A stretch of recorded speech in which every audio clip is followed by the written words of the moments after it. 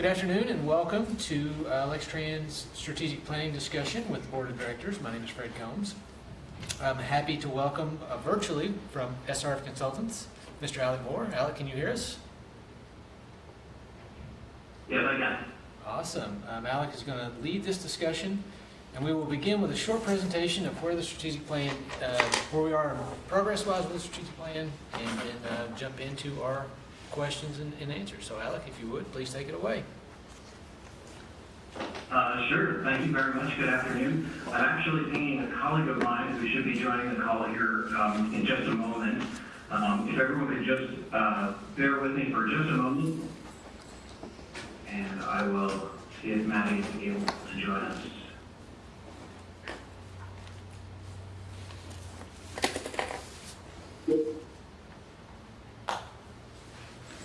She thought it was a Teams call, not Zoom, so just bear with us for one moment. While she's joining, I'll just introduce myself to everyone. Good afternoon, members of the board. My name is Alec Moore. I'm with SRF Consulting Group. I'm actually the contract manager for our on-call contract, Lextran. I'm pitching today, as it happens, for my friend and colleague Joe Capper, who is this project's project manager from SRF. He had a scheduling conflict that he was unable to avoid or reschedule. So you'll see me today and my colleague Maddie Garces. She'll be joining here in just a moment. Maddie's actually going to walk through the bulk of the presentation. She's working side by side, Joe, in this effort. So she'll certainly, and you'll hear from me a little bit later as far as some of the questions that we have for you all and some of the discussion we'd like to have today. So if you all could just bear with us one more moment as she gets this loaded, we'll get started in just a second.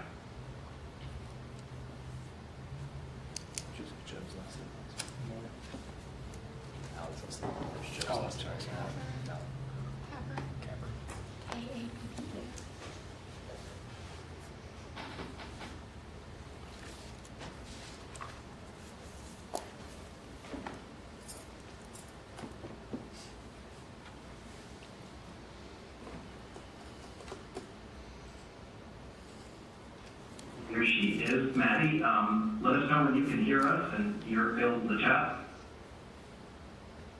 Yes, oh, sorry. Yes, I can hear. Give me one moment.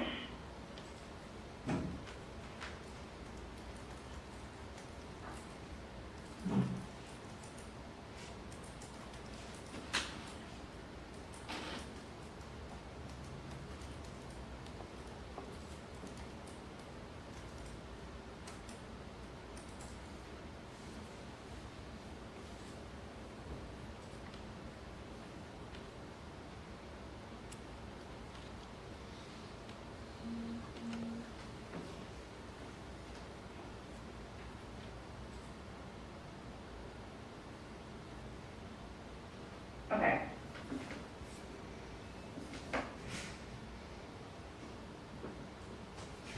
All right, sorry. Everyone transitioning back to Zoom. So Maddie, I just did an introduction for myself. Why don't you introduce yourself and then you can take it from there on the presentation. Yeah, of course. Hi everyone, my name is Maddie Garces. I work at SRF. I'm based out of St. Paul and been working on the project for a few months now and excited to kind of share some updates on what we've been working on and work on kind of talking through what the next steps are and what we can talk about with, you know, the vision for the strategic plan with the members of the board here today. Thanks. Okay, so we have the PowerPoint up and ready to go. Sorry, go ahead, Fred. We didn't hear that. We have the PowerPoint up in the room ready to go. So just tell me when you need to change slides. Okay. Okay, sounds good. And control the presentation. Taken care of? Okay.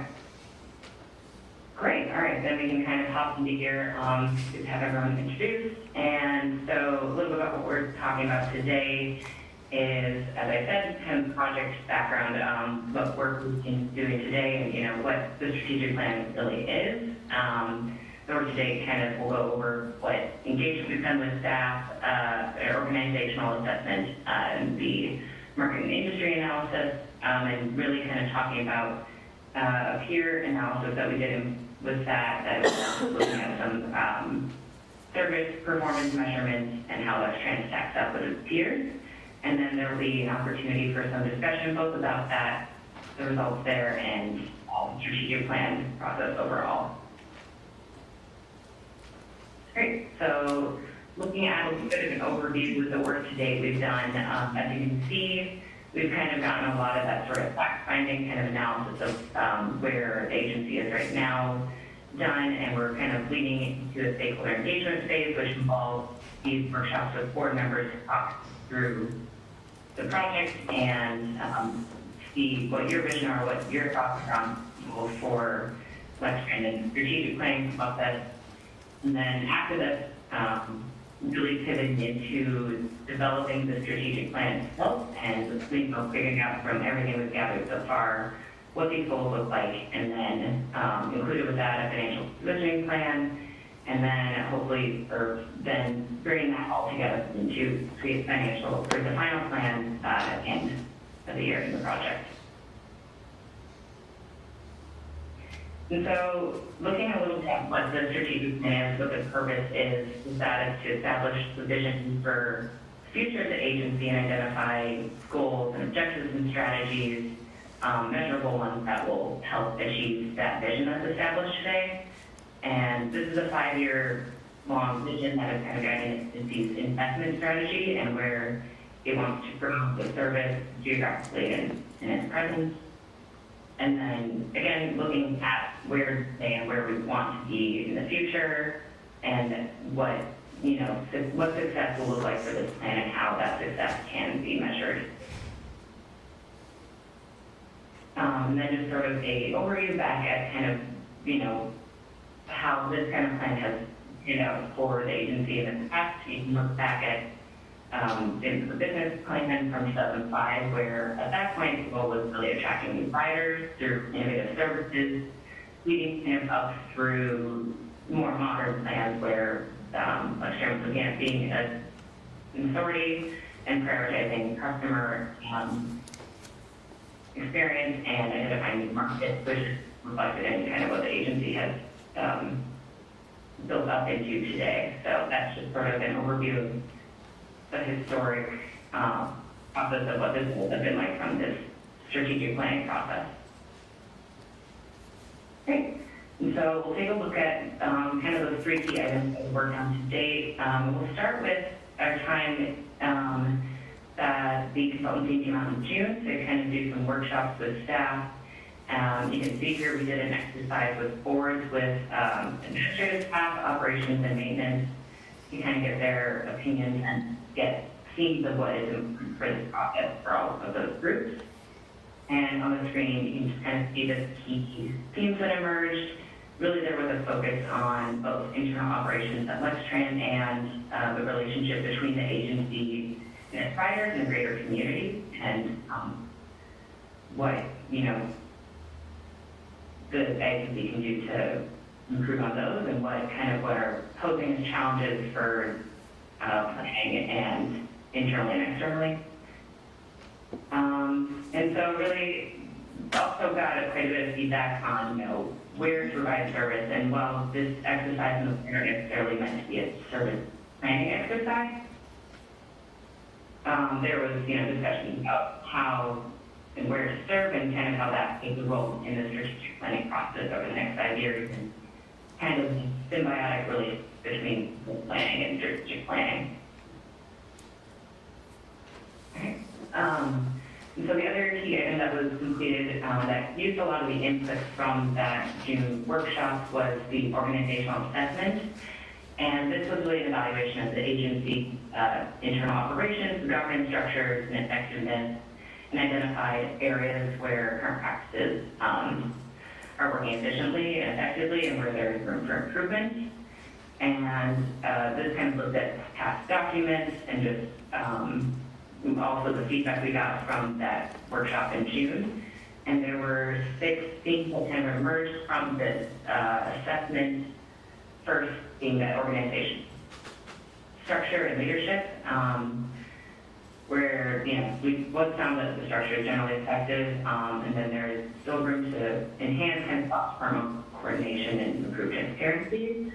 Second, the workforce capacity and staff development. Staff capacity was both a strength and a challenge.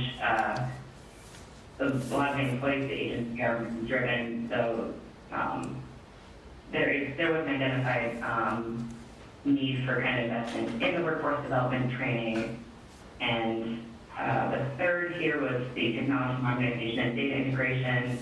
And it was noted in this assessment there has been a lot of progress in modernizing the system, but transitioning the legacy system is ongoing, and that there be a need for continued investment necessary. Board planning and service design theme, which really makes note of that there have been really good initiatives recently, such as the comprehensive operations analysis from 2022 and microtransit feasibility study. However, the limitations of this are internal capacity focused, where there's kind of a limitation to implementing the findings from these planning analyses, and that strengthening the planning resources and fostering collaboration with operations and finance would be key for implementing these objectives. Fifth is the community engagement and partnerships, that there's a really strong base of community interest and support that the agency can build on, and that strengthening of the partnerships with funding and planning partners will enhance the agency's ability to shape regional mobility overall. And finally, that financial stability and strategic alignment theme, which really is about the ongoing uncertainty around federal funding and increasing price pressures, and that there's a need for Lextran to maintain the financial discipline while or diversifying funding strategies, all in the interest of increasing sustainability and mitigating risk. And so the third piece that was completed to date in our kind of planning process is that market and industry analysis, which is really looking at kind of what the transit market is and, where people are traveling, why, and kind of how that ties into what the goals of the strategic plan would be. And so in this analysis, we created a community profile, kind of look at regional trends, primarily looking at development patterns. As you can see on the map that was in the report there, is looking at the different types of where there's a lot of ridership and what types of zoning areas around it. So where there's more job growth on the transit corridor, but we can also see it fairly geographically dispersed. And then where there's residential population and employment surrounding kind of where UK and then other active areas. This analysis also looked at a little bit of like the emerging technologies and kind of those would tie into what, there would be interesting investments in over the next 5 years. And an example of this would be, looking at what can help efficiency, like predictive technologies or maintenance for vehicles, as an example. And then the other part with this analysis was that peer analysis, which for this analysis was primarily focused on the service performance measures. And yeah, this is the list of peer coverages in that analysis. Peer flex kind of based on a review of mid-sized urban systems using National Transit Database data, since that is very consistently reported nationally, and this is a national list. And our analysis used the fixed route bus data, not other modes, and it was developed using some of those systems that were included in peer analysis in the 2022 comprehensive operational analysis, as well as some that we developed based on lists generated in the Urban Integrated National Transit Database. But this is, the list we have looked at, and the next slide shows so the 5-year performance measures for Lextran itself. And it's kind of hard to use the data alone for the analysis stuff here, but it's 2019 to 2023, and you can sort of see predictably that there's a ridership dip after 2019 due to the pandemic, as well as consistent cost rise just due to the cost of operating rising over time. And then the next slide is where we get into the evaluation results summary here. So can take this in and kind of see some of the themes, such as in the 2023 current year, Lextran performed better than average 6 of the measures compared to the peers, and within the satisfactory range for the remaining 2. Lextran has done particularly well with cost effectiveness and market penetration, and also having a subsidy per passenger trip that was well below the peer agency's average. And with these measures, it's well indicated that relative to the peers, Lextran has a high ridership in its service area population, and was operating well within the fiscal constraints. And you can kind of look at the reason for the service area population being relatively good due to Lexington's consolidation with the state county, and compared to, a lot of the peer agencies, they're navigating really complex service areas with multiple municipalities and serving, some transitional areas in suburban and rural areas. But it's also worth noting that when we look over at the right column there, with the 5-year period, Lextran had performed better than average also on all the measures except for passenger trips per revenue hour. And that passenger trips has declined from 2019 to 2021 for Lextran, and only partially recovered in 2023. But Lextran's recovery in terms of revenue or ridership per revenue hour is really close to the peer average. And so that's really what we got from looking at how it's performing compared to peers. And I would maybe start turning this into a discussion about, how it's performing as peers is meeting kind of the board's definition of success, and what the thoughts are on the results from the peer analysis, which brings into the next step of analysis will be, which is interviewing a fresh view of the peers to get a bit more of an idea of their operations and other factors that will be included in the strategic plan overall. And so what's on here are a list of topics and questions that were brought up by Lextran staff that we want to look at a little bit more as we do these interviews. And I would ask everyone here today if there's any of these we want to see prioritized, or anything else we would add for this interview process.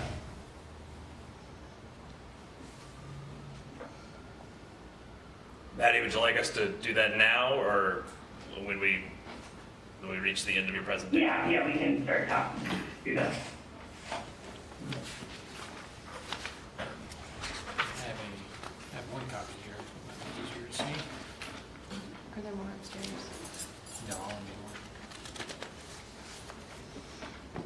Maddie, I'll say one that came to mind is a lot of the peer agencies that you had in your analysis are also either college towns or university cities like Lexington, and I'm curious about our peer agency's relationship to that major university as either a key driver of ridership, a key driver of revenue, and how their relationships might be similar or different to our relationship with the University of Kentucky.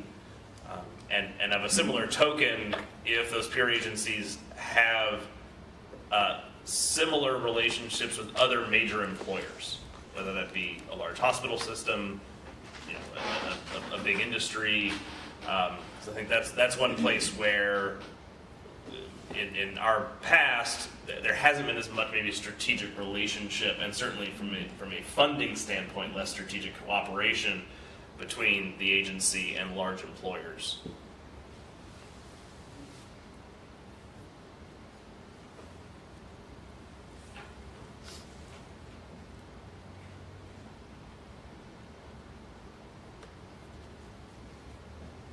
Yeah, that's a good one to include, because I was thinking about how, you know, the major players in Huntington region have an impact on development and service needs.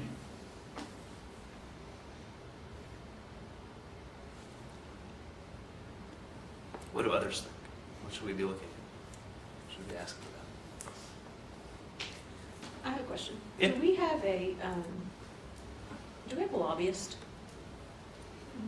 We have access to lobbyists through Kentuckians for Better Transportation and through Kentucky Public Transportation Association. And is that the state level or the national level or both?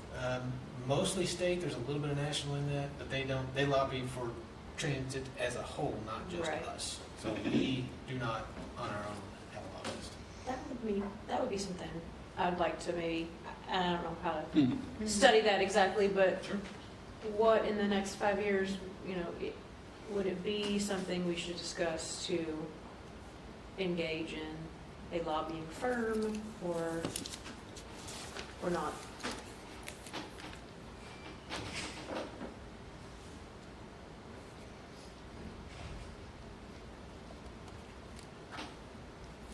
Because I'm just wondering if Cincinnati and Louisville have a lobbyist Louisville just brought one on, and on staff.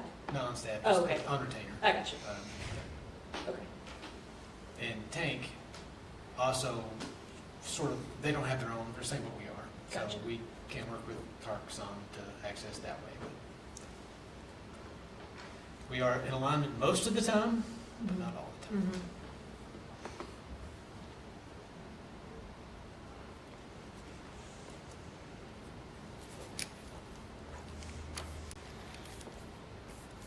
That also underscore, I know a lot of these questions have to deal with paratransit and anything that we can glean from peer agencies about their ability to wrestle that problem to the ground, I think are very valuable. Mm-hmm.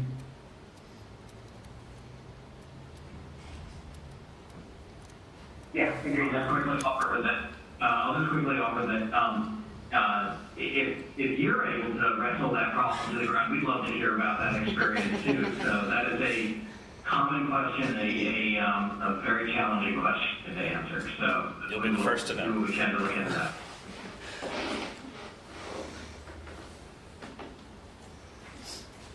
And this may be a data point that you are already aware of on the funding side, and to Judge Thurston's point about lobbying is Kentucky is somewhat unique in its funding limitations for local governments. We do not have local option sales tax, and so that's often it's one of those things that like that's how everybody else in the world pays for big capital projects. We don't have that, and so lobbying at the state level for budget allocations is sort of our backdoor way of doing that.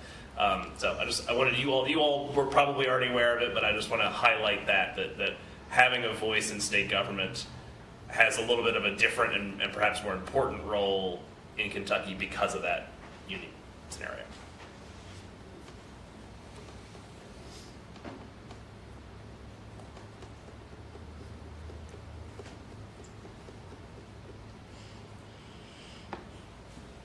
So we keep in mind, especially as we get engaged with national peers. Any other questions? Shall we move on?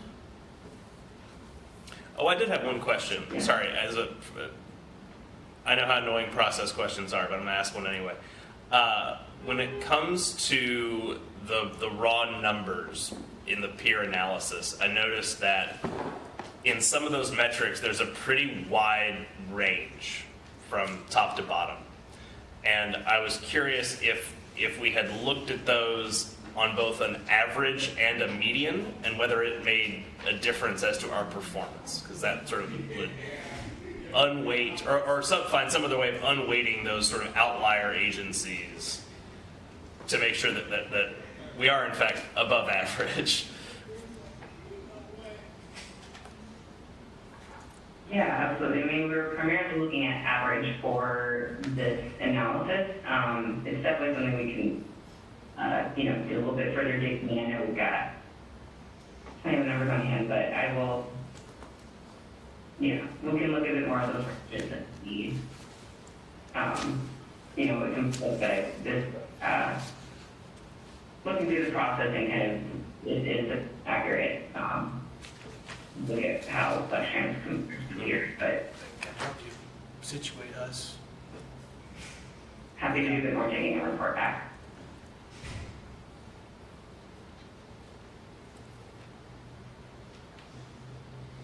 We ready to move on? I think so. Okay. Great. Moving on, we know come back and look at some of those peer questions as we have this discussion moving on, but I'm going to pass back to Alex to facilitate this portion of today and go through some discussion questions we have.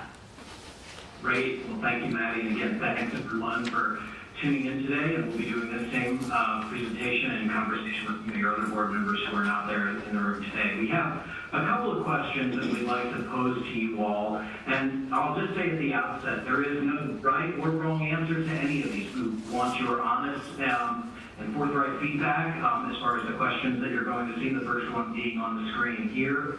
And the intent of this particular question, how has the relationship between Lextran Board of Directors played a role in Lextran's overall ability to provide full quality service? The intent of this question is really hear your perspective on your particular role with the organization and what you think is working well, what you think could be improved upon. So these are, I'll just mention again, these are intentionally broad questions.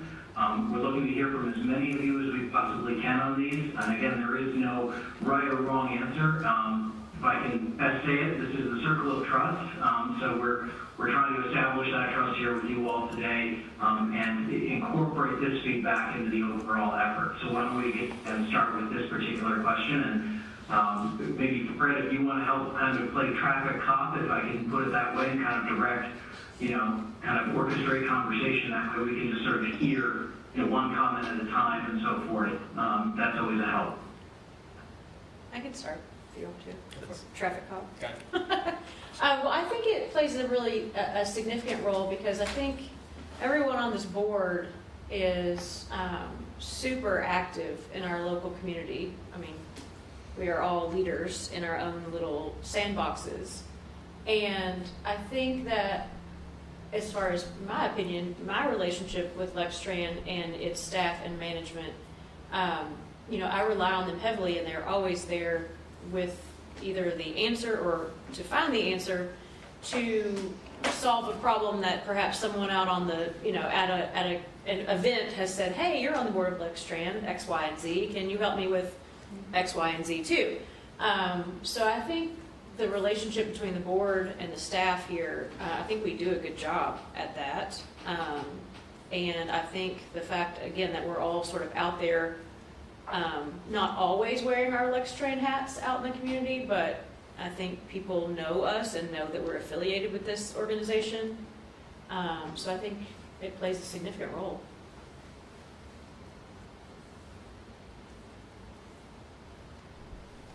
Great comment. Others?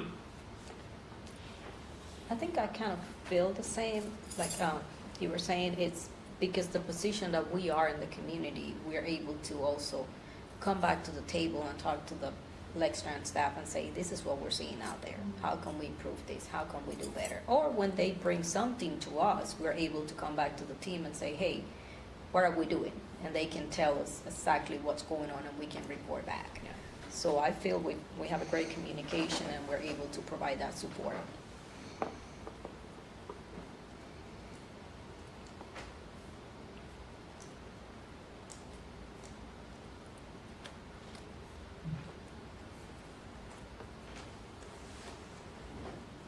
Paul, what do you think? I'm kind of clueless about this because I'm still wrestling with what the question means. I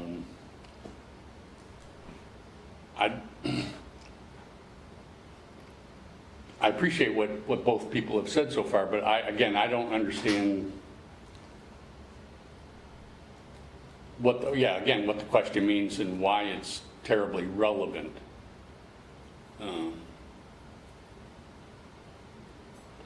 know. Okay.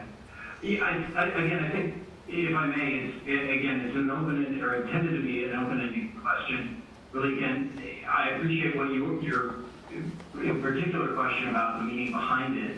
I think it's more about, we often engage with boards. In fact, I just worked with a city council here recently. I live in North Carolina, and just down the road from me, I'm working with a small agency, and thinking about ways, in that particular instance, the board happens to be the city council.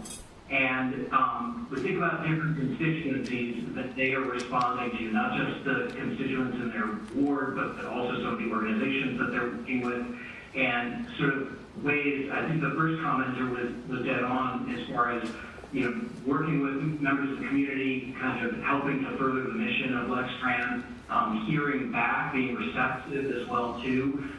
So any of those kinds of thoughts as far as from a strategic standpoint and positioning Lextran for success in the future, I think that's really kind of the spirit and the intent of this particular question, and how things are working as far as communication internal to the organization, and how things are also working perhaps from an external communication kind of standpoint. So, And I think there's another aspect of this that's not directly addressed in this question, and that's what perspectives are we missing on the board? Yeah, So through this, we kind of hear what we have, and then it helps us try to brainstorm of what we might need. all right.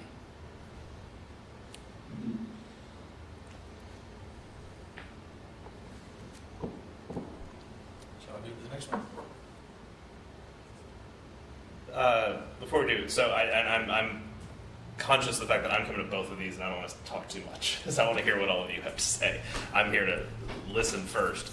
But I will say that I perceive our board as being primarily one in a supporting role, supporting the incredible work that our staff does to provide that quality service. That the primary thing that we do is support you all, and rather than a board that really leads and directs. And I don't know if, as we look ahead, if either from the board's perspective or from the agency's perspective, if we want that relationship to be different. If we want this board to act more like perhaps a corporate board would, where there is more direction, and the makeup of the board is defined by the kinds of skill sets that you need to have. Or if we feel like that supportive relationship that I think works right now is what the agency needs going forward. And that's really more of a question, I think, for the entire internal team to perhaps wrestle with.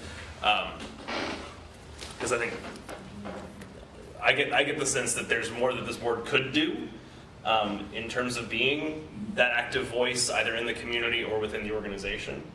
I just don't know if that's what we want or need.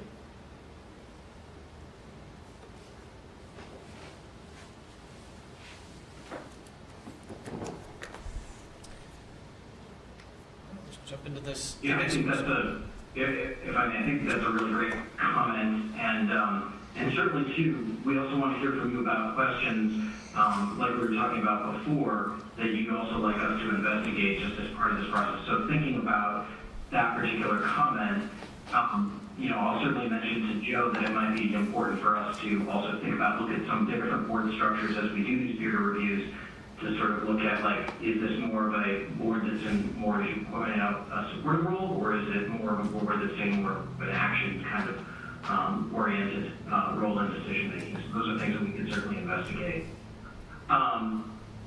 So seeing that the second question is up on the board, and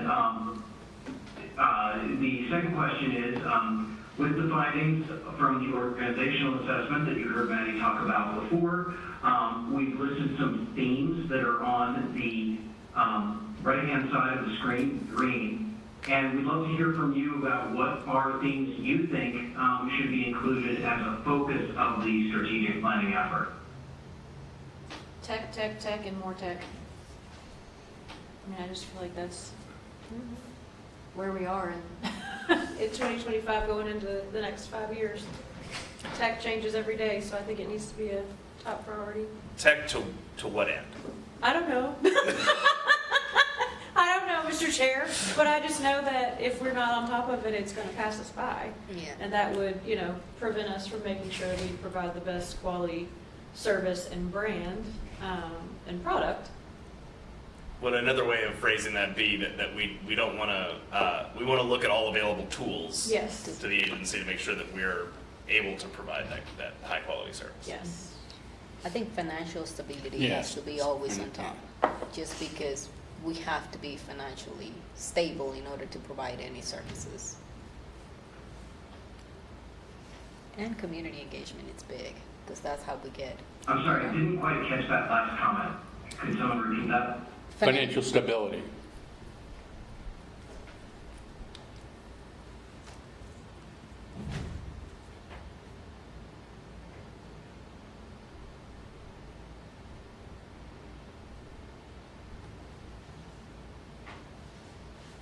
Any other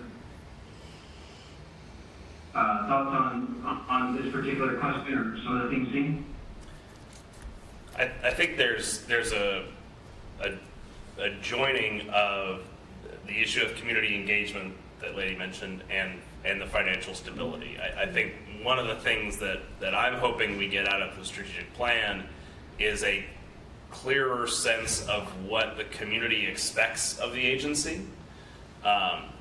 And if those expectations can be met with the current financial structure, and if not, how does the community expect us to deliver?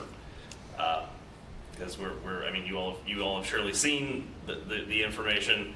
Our costs are rising faster than our revenues, and there are really the bucket of, well, let's just stay the course and do nothing. We will run out of money eventually. Not anytime soon, because Nikki's very good at her job, but it's a financial reality that will have to balance between the finances of the agency and the service that we provide. And I think if we don't go out to the community and tell that story in a compelling way, we will have missed an opportunity. And who are those investors in the community that are going to provide the support? Right.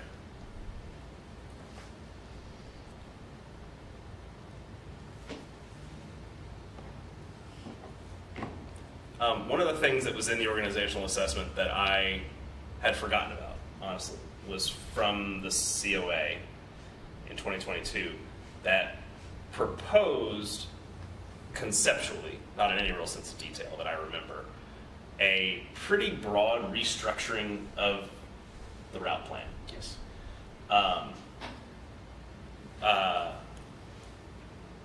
I would be interested, and maybe this has already been done, but what would be the ROI of a fundamental restructuring like that? And in the sense of, would it lead to more ridership, more revenue, more efficiency? There's the common adage of technology can't overcome geometry. Our city is the wrong shape for transit, but we can't change that, really.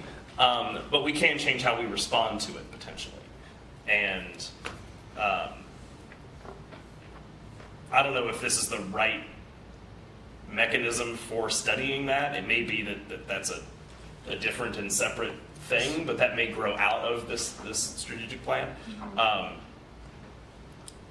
Because I think if we're really talking about modernization, the technology tools available to us may now be able to tell us things that we couldn't find out even 3 years ago about how tweaking this part or all parts of the system can lead to different outcomes.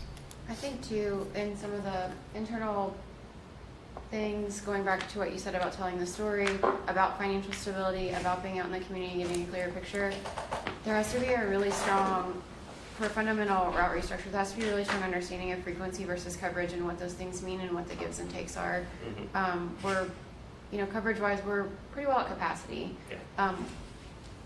But frequency-wise, there's a lot of opportunities. It just means that, unfortunately, expanding the urban service boundary and that sort of thing become more difficult. We have to make a fundamental change or a fundamental difference in how we work with those areas. So, all of these things tie together really well, but like that's a big piece of the puzzle that, I hope that from the strategic focus that we can help the community understand a little bit better that we're not just saying, oh, that's really difficult for us to be difficult. We're saying that's really difficult for us because, as you said, fundamentally, something has to change about the way the understanding and the use of the service work together. And is it fair to say that the agency has favored coverage over frequency in its current design? Traditionally, Oh, yes, without question. I think that's worth Yes. 100%. stating as our current, that's what the status quo is. And I think we also, as staff, we understand what it means to change coverage, to, make a modification to coverage. Whether it's adding or taking away, there's a pull on a lot of it. And so we try to be sensitive to that, but it's helping the layperson understand a lot of that. We find a really difficult point. I think even sometimes our staff don't necessarily 100% in all capacities understand when you pull the string, it doesn't just come out clean and it really starts to unravel things. Sure. Is that to say that it's hard to make small strategic interventions because the thread is so Absolutely. complex, 100%. Yes. and that taking a more holistic view might actually be more effective? Yes. Yes. Okay. And those big holistic views are, yes, that's important. And with our city, some of it is pretty self-explanatory. The arterials, you got to be there, right? Right. Some of the other areas that we tried to make adjustments, even in the COA, we're hampered by not having enough vehicles to deliver the frequency that we want. That's effectively it. And we've not put more vehicles out since 2017 was the last time we added a vehicle, I think. So we're getting close to 10 years without adding a single vehicle in service. And you think about the amount we spent on fleet modernization, that has been a net add of 0. Yes. They're newer, better, but not more. Right.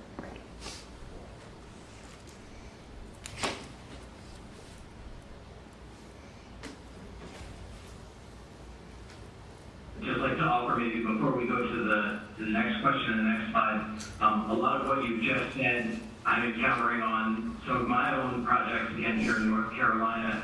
So you should all feel like, I guess that's my way of saying, we're all in the boat together in a way. Like a lot of agencies are wrestling with a lot of these same kinds of questions. And so there is no silver bullet. There is no, kind of one thing that kind of cuts through all of it. And it's obviously contextual, but hearing what you all shared already is getting my mind thinking about some of my projects and even leveraging this conversation to say to those clients and those agencies that we're working with that, you all are in that collective boat and people are trying to think through what's best for their respective agencies and their decision frameworks. So thank you for all of this. Why don't we go ahead and we can jump maybe to the slide.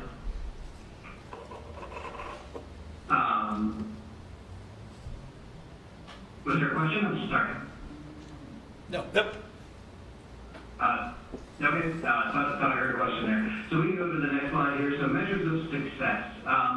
So we'd love to hear from you all about what you feel the best return on investment for the transit dollar has been in Lextran thus far, at least certainly since the previous strategic plan or as part of, you just mentioned the COA. I heard that brought up. So what are some of the best investments that you feel that Lextran has made? And then a follow-up question is, as Lextran's governing body, how would you define a successful outcome for the strategic planning process? And I think you've already started to kind of get in that direction and frame of mind. So if we just kind of continue those conversations, we'll start with the first question again. What do you all feel has been the best investments that Lextran has made? And again, thinking more recently than not necessarily 20 years ago, but over say the past 5 or so years.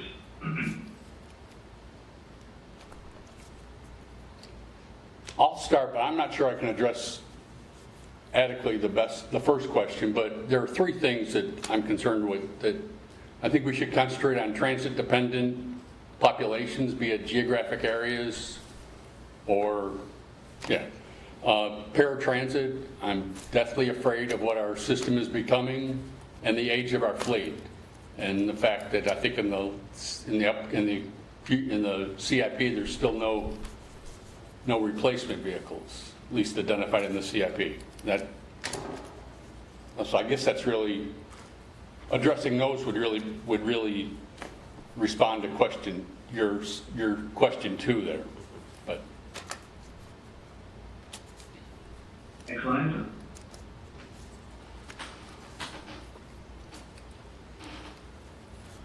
Lady, what do you think? I think I'm going with the second one, to be able to, like Emily was saying, be able to explain the real deal. This is a specific, how we put it out there in the community. This is what we are. This is what our funding is. This is what we can do. How are they expect us to do something where we can't do it? But be able to frame that in a way that they can buy in as well.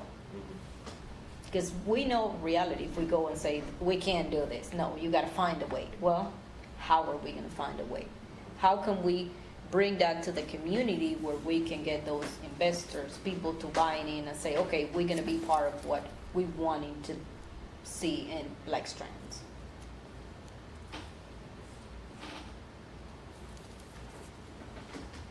Judge? I mean, to me, I agree with Paul, it sort of rises and falls for me on the paratransit piece, because I think I think we would all agree, we have a duty and we have an obligation to make sure that that is better, and I don't have the answers, but that would be what I would define as a successful outcome. At least, nothing's perfect, but we need to do better. Can I ask you to dig in and say what about paratransit needs to be better? Well, I think we are making improvement as far as, Randolph's presentations every board meeting. They seem a little bit more hopeful every time. And, I might not understand it to the extent that I should, but I just worry that we are dropping, not calls, but like the one situation we heard where the individual was stranded overnight, like that is not okay, obviously. And gratefully, I haven't heard anything like that in recent months. So specifics, I don't know, Mr. Chairman. I just think that from a community standpoint, I think people look at us and think that's our greatest flaw. Mm-hmm. Yeah, so maybe that's one way of looking at it, is that I agree with you that right now that feels like the community's biggest gripe with Lextran, rightfully so, and that changing that narrative, and not changing it by just like smoke and mirrors, but like actually solving the problem in a way that gives the community greater confidence in the product that we're providing. Yeah. And we've done so much damage to our reputation. It's going to take a long time To good build service it back. to build it back. And that's what I mean, like Randolph's, presentations every month, they get better and better. We're Right? much better than where we were. And Yes. so that alone is reassuring, but yeah.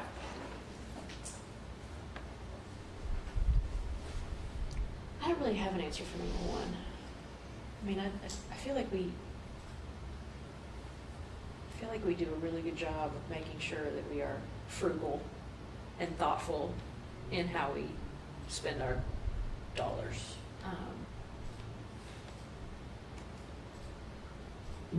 I'll offer that I think the efforts that we've done on fleet modernization have shifted us from vehicles that are more expensive to run and maintain to ones that are more cost efficient.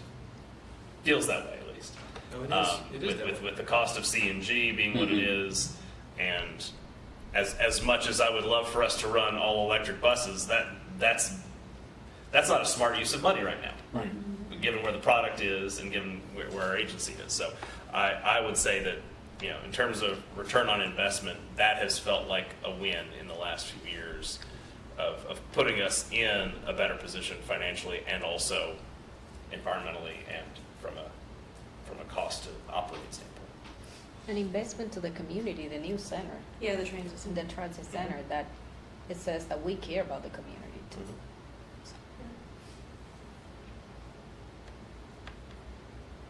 Could that last comment be repeated again? It's a little muffled in I time. need to speak louder. Just hold it up. I'm talking about the new transit center. Basically, that's part of like an investment for the community. So I think that's a good investment that we did there.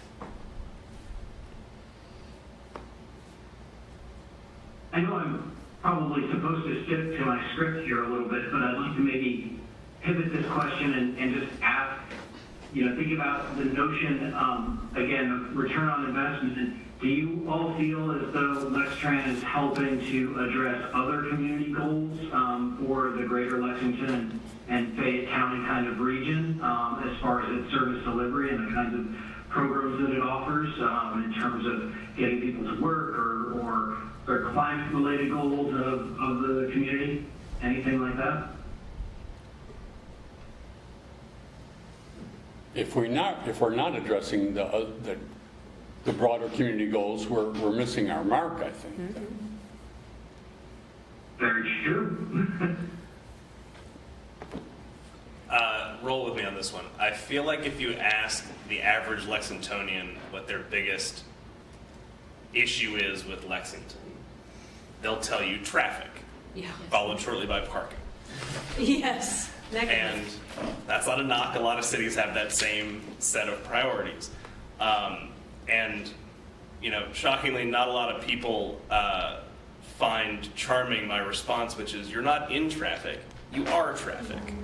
And that making different choices, I think that's Jeff Speck, don't quote me on that one, helping people to make different choices about how they get around town that would alleviate their stress, that would make them more time efficient, that would make their quality of life better, are challenging given our current structure, setup, funding, everything. Like we're doing a pretty good job, as Paul said, of addressing transit-dependent populations. Like I think 65+% of our riders are transit-dependent, and that is a vital and important group that we cannot leave behind.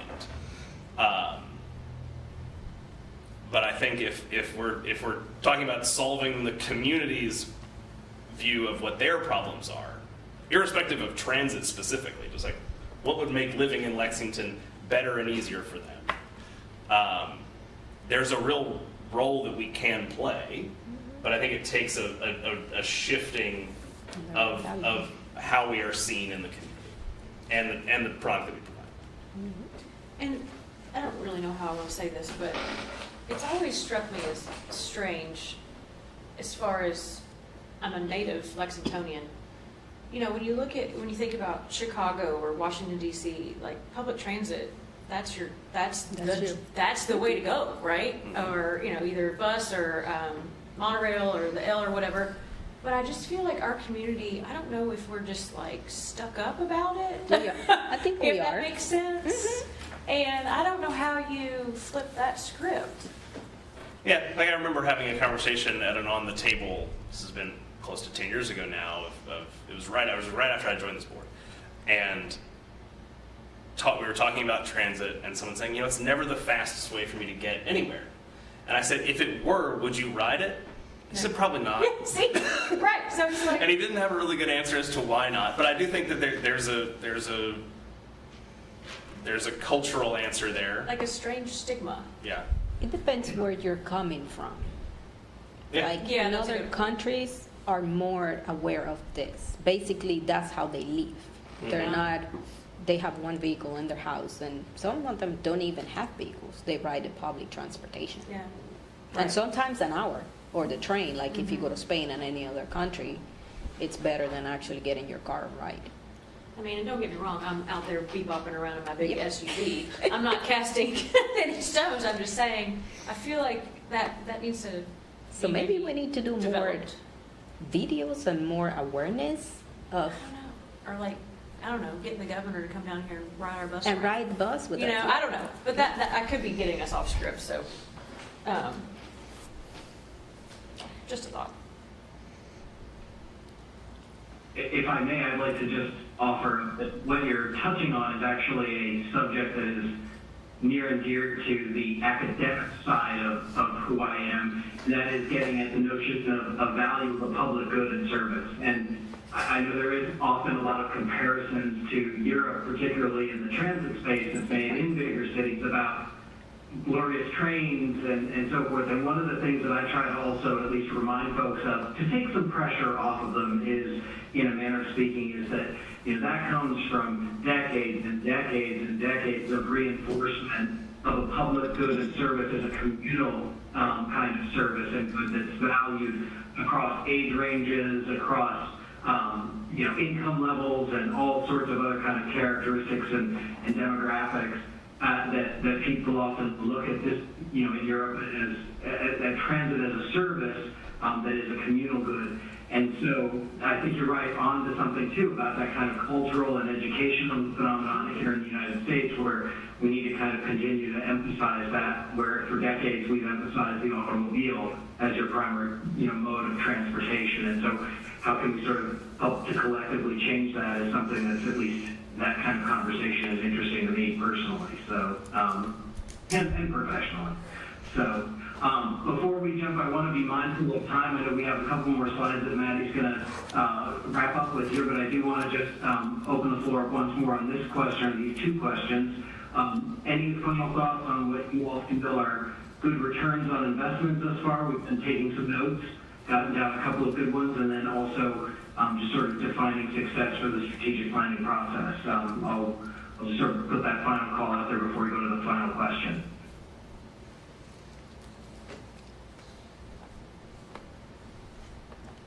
Okay, well, I think we can move on to our final question slide. Then that simply is this. What do you need, what do you feel you need to be an effective board member? What data and resources would you find most helpful as far as, again, either being supportive of the staff or taking perhaps a more active role in providing agency guidance and so forth moving forward? And effectively what these questions are trying to get at is, how do you feel you can best fulfill your role, you know, for the organization?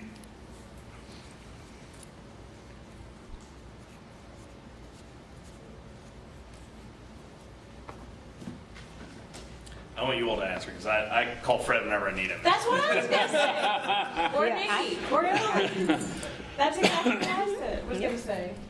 I mean, you know, the communication piece between management and the board is one of the best, and I've been on a lot of boards. It's one of the best that I've ever had the privilege of being involved in. Because just like the chairman said, if I got a question out in the community and I have no idea how to answer it, I'm going to call Fred. And if I can't find Fred, I'm going to email Fred. And then if he doesn't answer, which he always does, I would go down the line and know that somebody would get back to me in the same day, which that's really unheard of, at least from my board experience elsewhere.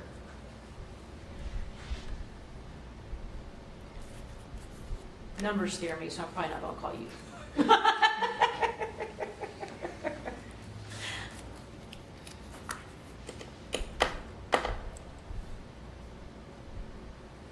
I'm going to turn this around a little bit and say what data and resources would be helpful to you all to feel more confident in the work that you're doing. Because I feel like that is really key to the strategy. And maybe you're already doing all this, so sorry. Because it feels like we're sort of happy with what we're getting. Yeah. But I know that often when we do ask questions, there's not always a clear. Let's take the recent sort of like weird dip in ridership. I'm I'm not going to pin this on you all, because I think that there maybe just aren't the tools or the right data to answer some of these questions. And maybe those tools exist in the marketplace, maybe they don't. But so where are there data and resources that would, in your mind, improve the strategic performance of the agency, or meet those KPIs that you all have set for yourselves to do better in the future? I think it is, or one outcome out of this whole study that I would like to have is what you as a board define as success, and then what KPIs can we build around that so we can measure it. Something just that easy. And you look through our KPI sheet. Do you all look at every single number in our KPI sheet every month? There's no way, right? Not closely, no. So which of those are the most important? And we've not gone through that exercise in quite some time. That way we know, okay, maybe these 12 are the ones that we need to make sure that we're highlighting every month, and we talk about every month, and we have all of our ducks in a row on those 12, 13, 15, however many KPIs. I think to do that effectively, and some of these questions that are really based around this, what do you find is success for our agency? If we can articulate that, I think then this exercise is something. And you notice I didn't answer your question through that spiel, but I think we have enough tools to do what we need to do. The ridership example is something that happened in the act of improving a tool. We've just not been able to completely iron that out yet. And once we do, hopefully we'll be able to go back and find the data that's been lost and missing. I think we're a pretty data-driven agency, to the point that sometimes we overanalyze things. And I think that there are tools, like if Nikki went to a conference last week, if she says, hey, this is out there, can we have it? The answer is probably yes. Nikki's Well, like, Nikki? okay. Careful. It was an HR conference, they don't do this, so that's why I wanted to I want way more expensive stuff than Nikki does. That's why they call you. know. But yeah, I think hopefully this plan will help us all get on the same page of what's important, and that we are consistently measuring ourselves against those measures of success. Yeah. Always, No, please. what is important to me each month, and what I look at each month? Sometimes I don't know if it's important to you, but to me, the price of diesel, the price of CNG, I kind of feel silly every month saying, here's our monthly average for diesel, and here's what last year was. But to me, that's very important. I don't know if that's important Oh, yes. to you all, but, There are different, like I have different KPIs than you are. I mean, because I'm doing a different role than you are. So that, I think we have, at least I feel like that we have what we need to manage the agency. Let me throw one out, and that's cost per passenger trip. We have talked about it in the past, and it's easy to figure out even if you don't have it there, but it's useful to look at it from my perspective. It is really illuminates when you compare that fixed route and paratransit. Oh, very much so. See Yeah, how- yeah, right, yeah. I did have a question for you folks, though. The data stopped after 23. Is that because you're comparing, because the national data isn't available until later on, or because we have 24 and 25 data, I think, assuming you're using fiscal years rather than calendar years. I don't know which one you're using, but Maddie, do you want to answer that one? Yeah, that's correct. So at least for the period you're looking at, they'll be pulling from that national transit data, which the 2024 should be available relatively soon, but that's just based on the calendar year, and those get reported okay. just in the springtime, and then it's all for them to become available. they always run a year behind. Okay. Which is frustrating because we work really hard to get it. Oh, yeah, I mean, yeah. We don't get to see it for many months. Yeah, and I think one of the reasons we're asking some of these questions is that we feel like we put together a lot of information, and so part of the other question is there anything that's not useful that is sort of that you're receiving in the performance report or otherwise that would open up space to provide more useful information to you all as a board? So like if there are items that are, everything has to be put together, right? Everything is being pulled from different departments, different individuals, that sort of thing, and so we're taking a lot of things and putting them together. But if there's something that's not useful, it either creates more clarity or more opportunity with some of the information that we have for you. But it also creates more space for some of these, analysis points when we're looking at things or to take a deeper dive into something. And so if there are things that are not useful or sort of just like strum on or like, okay, you can update us every 3 months on that. You don't necessarily need to update us every month on that. That kind of stuff is really helpful for us when we're preparing the information, but also when we're preparing to present to you, because sometimes I know for myself, I'm sure for Nikki too, I sort of feel like I'm on a hamster wheel and I'm just like, okay, and now we're going to do this slide, and now we're going to do this slide, and now we're going to do this slide, and you guys are really good about saying, I'd really like more information, or can you guys pull a presentation out about RAMP or something like that, but as we're preparing the information for you all, if there's noise, we would love to get rid of it and focus on the things that are most important. Mm-hmm. And the information, the data will still be there. That's not an issue. It's that putting it together can be cumbersome. And then also sort of for us, knowing what to pull out every month is not necessarily like the easiest task when there's, 7 full pages worth of information or, that sort of thing. Not to mention, you may not feel like you could say this, but I can. You all have jobs to do, and preparing information for us yes. is part of it. But not all. But it doesn't help the buses run on time, Right. really. And so I'm very sympathetic to that, and I can't say what that is off the top of my head, but I will take a fine-tooth comb through the last agenda, Yeah.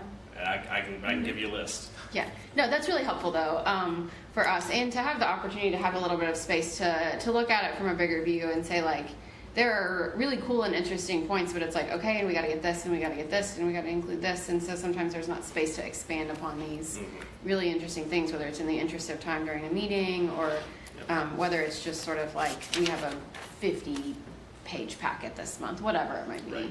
Yep.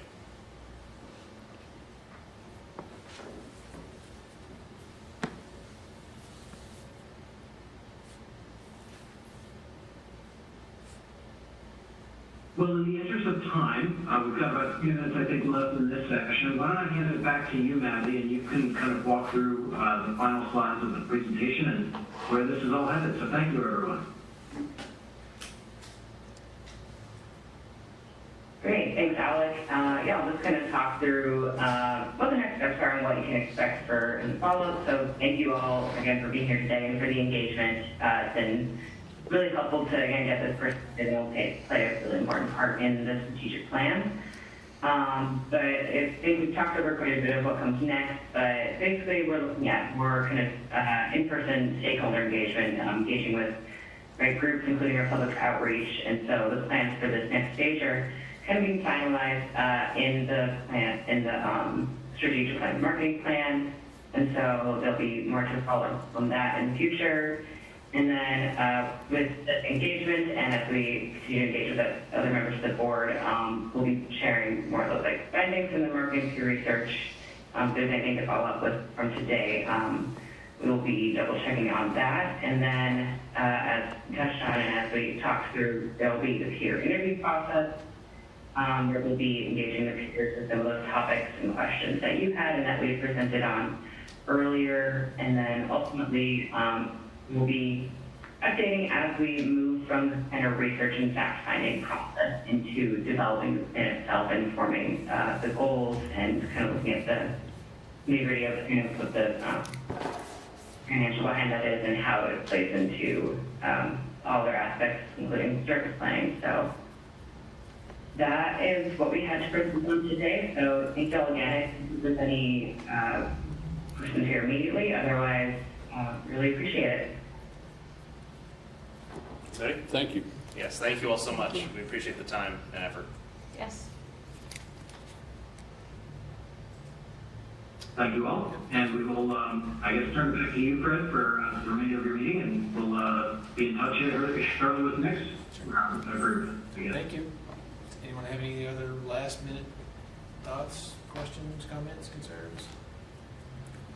I appreciate everybody's thoughts and insight and time and care for this. This is some of the more important work that we do long term, so I sincerely appreciate it. Thank you all for being here. Help us. Thank you. We are adjourned. Thanks, everyone. Thank you.